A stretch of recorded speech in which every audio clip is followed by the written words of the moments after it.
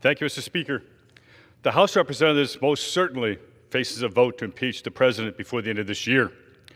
I urge my colleagues to carefully and deliberately contemplate this next step in their votes. The Constitution provides great latitude to this body in impeaching a president. It is up to us, all 435 of us in this chamber, to determine what constitutes a high crime and misdemeanor. And those determinations clearly vary greatly amongst us. As we cast those votes, we must consider our place in history and the implications of those votes in the future of this republic. Alexander Hamilton warned of the risks of impeachment becoming a partisan act. And in Federalist number 65, he wrote of his fear that during impeachment, there will always be the greatest danger that the decision will be regulated more by comparative strength of parties than by real guilt, demonstrations of innocence, or guilt. I fear the proceedings have not heeded this warning.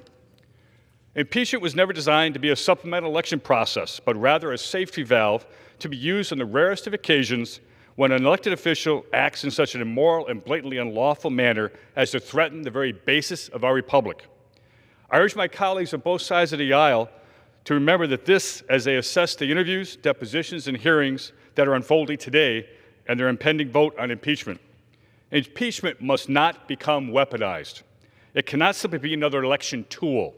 The question before this body is not whether a member is comfortable with the rhetoric of the president, his political tactics, his use of Twitter, his policy choices, or his political rallies. The question is, have high crimes and misdemeanors been committed? And if so, they must be prepared to demonstrate that specifically. I urge the Speaker of the House to ensure that each member, should they desire, be afforded time, 5 minutes per member, during debate on impeachment to explain his or her view and impending vote. It is critical the American people who will be watching closely be afforded an opportunity to see and hear those views. Impeachment must not be based upon polling data, election advantages, social media commentary. It must be based upon clear and compelling facts. To do anything else threatens our republic. I intend to approach this matter in just that way. I will uphold my oath and vote as the circumstances require, but this judgment also must not be preordained by political party, political maneuvering, by anyone serving in this chamber.